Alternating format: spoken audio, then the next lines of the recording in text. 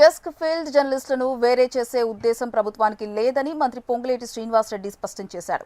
Accreditation కార్డులు నిజమైన జర్నలిస్టులకు ఇవ్వాలన్నదే తమ లక్ష్యమన్నారు. జర్నలిస్టులకు ఇళ్ల స్థలాలు ఇచ్చే అంశాన్ని పరిశీలిస్తున్నామని చెప్పారు. కోర్టుల్లో ఆటంకాలు లేకుండా ఇళ్ల స్థలాలు పంపిణీకి యోచన చేస్తున్నామని మండలిలో వివరించారు.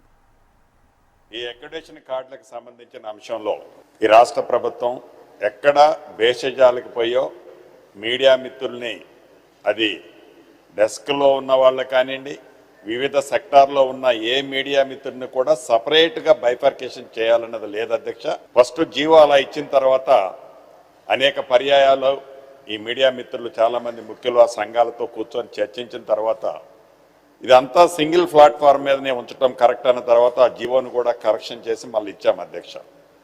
రెండవది, ఈ మీడియా మిత్రుల్లో ఏదైతే కొంతమందిలో కావాలని కొంతమంది ఒక అపోహలకి గురి చేస్తున్నారు అధ్యక్ష. ఇక్కడ ఎక్స్ని ఇబ్బంది పెట్టాలనో, వైని ఇబ్బంది పెట్టాలనో, జడ్డుని ఏదో కష్టపెట్టాలనో ఈ ప్రభుత్వానికి మీడియా మిత్రులలో లేదు అధ్యక్ష. అందరికీ ఏదైతే అక్రిడేషన్ కార్డులు ఇచ్చేది ఏదైతే ఉందో జెన్యూన్గా అందరికీ ఇవ్వాలన్నది గౌరవ పెద్దల సూచనలతో ఒక కమిటీని ఆల్రెడీ వేసాం. ఒక జీవోని ఇచ్చిన తర్వాత దానికి కరెక్షన్ కావాలంటే తప్పకుండా ఇచ్చాం. మళ్ళీ ఏదన్నా చిన్న చిన్నవి ఉంటే కూడా దానికి కావాల్సిన సర్క్యులర్ ఇష్యూ చేయడానికి కూడా ఈ ప్రభుత్వం భేషజాలకపోయి వాళ్ళని ఇబ్బంది పెట్టేది ఉండదు అధ్యక్ష. ఇది న్యాయస్థానాల పరిధిలో ఇబ్బంది లేకుండా ఉండే విధంగా దాన్ని ఒక తుది మెరుగులు దిద్ది ప్రతి జర్నలిస్టు అర్హులైన వాళ్ళందరికీ కూడా హౌసింగ్ సెక్టార్లో హౌసింగ్ ఇది ఇళ్ల స్థలం ఇచ్చే కార్యక్రమాన్ని కూడా పరిశీలిస్తుంది. 100కి 100% దాన్ని పాజిటివ్గా చేయాలని ఈ ప్రభుత్వం చూస్తుంది అధ్యక్ష.